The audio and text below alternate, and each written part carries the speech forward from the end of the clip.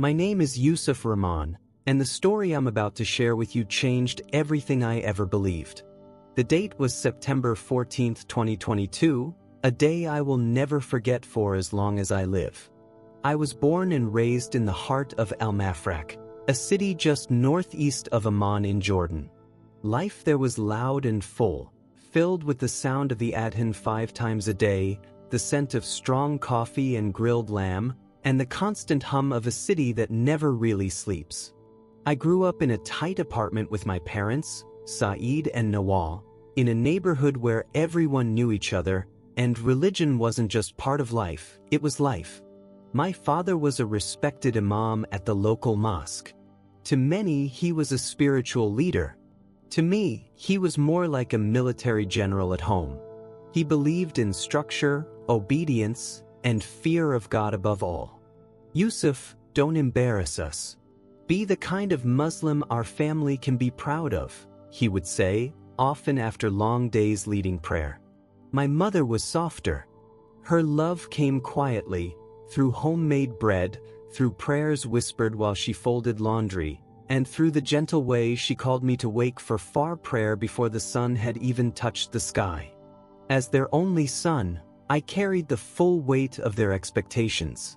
I studied mechanical engineering, not because I had a passion for it, but because it was the path chosen for me. I memorized the Quran, fasted during Ramadan, and led prayers at family gatherings, all while something inside of me felt off.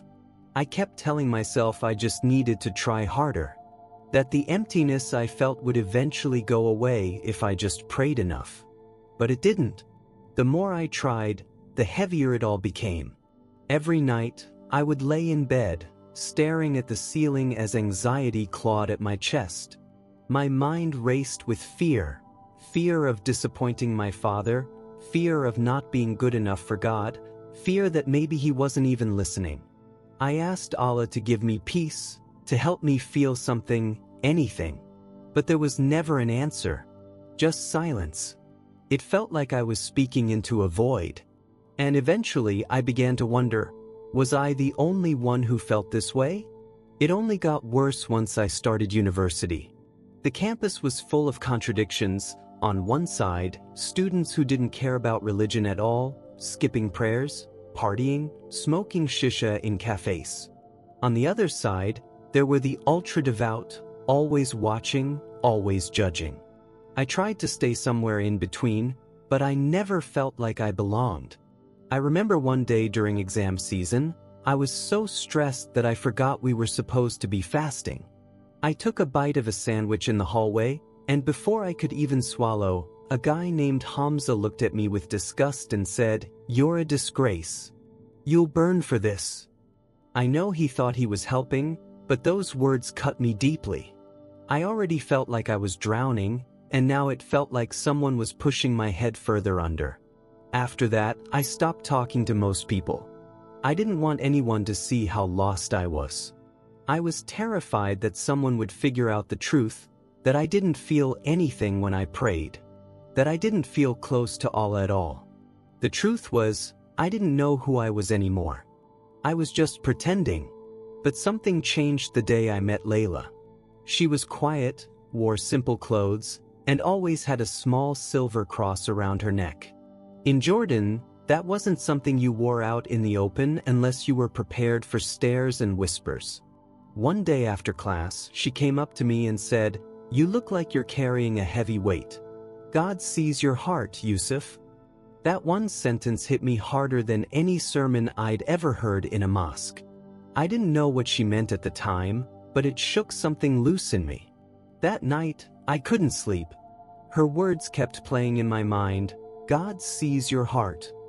I typed the phrase into my phone out of curiosity. I thought maybe it was from a hadith or some Islamic scholar.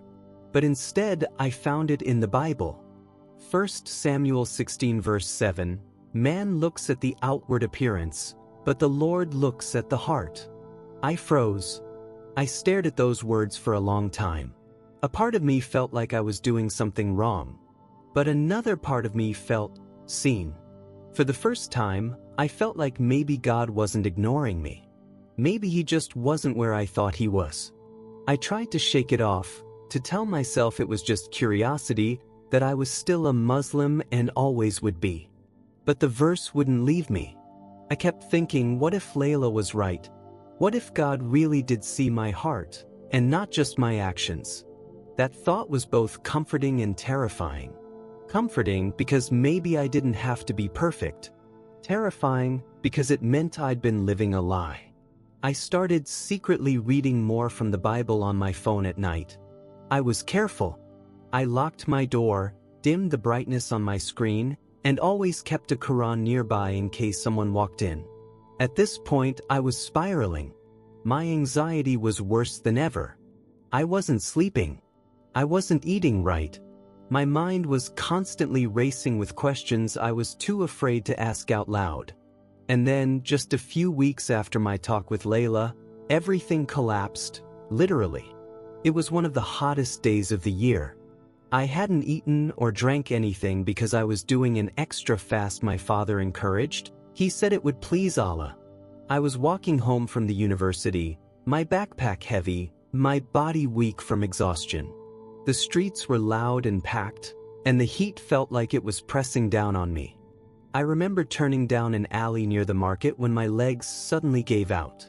My vision blurred, and I felt my knees hit the pavement. People started shouting. Someone yelled, "He's fainting." I tried to hold on, but everything went black. The last thing I remember hearing was someone saying, "Call an ambulance," before the world disappeared. I didn't know it at the time, but I had suffered a seizure from dehydration and head trauma. My body collapsed from exhaustion, but my soul went somewhere far, far worse. I didn't wake up in a hospital, at least not right away. When I opened my eyes, I was somewhere else. It was dark, too dark, and the air, it was thick, like smoke and heat and something foul. The ground beneath me burned, even though I couldn't see flames. I could hear screaming, the kind that sinks into your bones. I stood up, or at least tried to, and as my eyes adjusted, I saw faces. Faces I knew. People from my mosque. People who had memorized the Quran, led prayers, fasted during Ramadan. They were burning. One of them turned to me. It was Imam Khalil, my father's friend.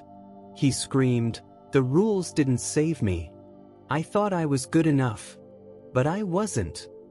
I backed away from him in horror, but there was nowhere to go. The ground cracked beneath my feet, and the screaming only got louder. Then I saw something that made my blood run cold. I saw myself, my face twisted in pain, my skin burning, crying out over and over again, "I never found peace. I never found peace." It was like watching a nightmare that I couldn't wake up from, except I knew it was real. I knew I was looking at the end of my life if I kept going the way I was. I had done everything right. I prayed. I fasted. I obeyed. But still, this was where I ended up. And in that moment, the deepest fear I'd ever felt settled in my chest. I had never truly known God. Then something changed. Off in the distance, through the thick smoke and fire, I saw a light. At first it was small, like a candle in a tunnel, but it grew brighter with every second. And with it came a strange feeling, not fear, but peace. The heat around me started to fade, and the screaming quieted. I looked up and saw a figure walking toward me through the fire. His clothes were white, glowing. His presence was overwhelming, but not in a scary way. It felt like I was being seen for the first time. Not just my body, but my soul. As he came closer, I knew exactly who he was, even though I'd never met him before. It was Jesus. He looked at me with eyes that were full of love and sadness, like he knew everything about me, the doubts, the fear, the pretending. And still, he didn't turn away. He showed me his hands, and I saw the scars. Deep, raw scars that made my chest ache. Then he spoke. His voice wasn't loud, but it was powerful. He said, "Yusuf, I am the way, the truth, and the life. No one comes to the Father except through me. My knees gave out and I dropped to the ground. I started sobbing, not from fear, but from something I had never felt before, being known. Jesus reached out and took my hand, and the darkness disappeared. Suddenly, we were in a garden. A place so beautiful, I don't even know how to describe it. The grass was soft under my feet, the air was cool, and there was a stream flowing nearby that sparkled like glass. I saw flowers in colors I'd never seen before, and I could hear birds singing like they were part of a choir. I looked around in awe, and Jesus said, "This is where peace lives. This is what I made for you." I started crying again, not because I was scared, but because for the first time in my life, I felt safe. I felt home. As we walked through the garden, Jesus showed me something that broke me all over again. Off in the distance, I saw a city, golden and shining, like nothing I'd ever imagined. But I didn't even need to ask where we were. Somehow I knew. It was heaven. And then, standing by the stream, I saw someone I hadn't thought about in years. My grandfather. He had passed away when I was a child. I always remembered him as a quiet, respectful Muslim man. But there he was, smiling at me with peace in his eyes. Jesus looked at me and said, "He found me before he died. He's here with me now." My heart nearly stopped. My grandfather, he had known the truth. Somehow, he had believed in Jesus too. Then Jesus showed me two visions, two futures. In the first, I kept living the way I had been. I stayed in Islam. I kept trying to earn peace through prayers and fasting, but the emptiness never left. I saw myself growing older, still pretending, still scared, and eventually I collapsed again, this time for good. I watched my funeral. I saw my father standing over my grave, his face cold, saying, "He failed us." I saw my mother crying, whispering, "I should have helped him." It was the same vision from earlier. That same torment. That same hell. I couldn't breathe watching it. My heart broke all over again. But then Jesus showed me something else. A different future. In this one, I followed him. I saw myself standing in a small room, reading the Bible with a few students around me. My face looked different, lighter, peaceful. I wasn't hiding anymore. I saw myself on the phone with my mother, telling her I still loved her. I saw my father, sitting at the kitchen table, quiet, listening. Slowly, his face began to soften. My mother's eyes filled with tears, not sadness this time, but hope. Then I saw myself telling others what Jesus had done for me. Crowds of people listening. Some of them crying. Some of them praying. Jesus turned to me and said, "This is the life I made for you, Yusuf. This is the truth. Go and share it." I dropped to my knees again, overwhelmed. I told him, "But I can't. My family, they'll hate me. They'll think I betrayed them." Jesus reached out and placed his hand on my shoulder. The moment he touched me, I felt a fire in my chest, not pain, but courage. It was like he gave me strength I didn't know I had. Then he said something I'll never forget. "Come to me, all you who are weary and burdened, and I will give you rest." That was it. That was what I'd been looking for all my life. Not religion. Not rules. I looked up at him, tears streaming down my face, and I said, "I'll follow you, Jesus. No matter what it costs." The next thing I knew, I woke up in a hospital bed. The ceiling above me was white, the lights were too bright, and the steady beeping of machines filled the room. My head throbbed, my body ached, but my heart felt alive. My mother was sitting beside me, holding my hand tightly, her eyes swollen from crying. When she saw me open my eyes, she gasped and said, "Alhamdulillah, you're awake." I looked at her, barely able to speak, and whispered, "Jesus saved me." Her smile faded. Her grip loosened. She didn't understand. How could she?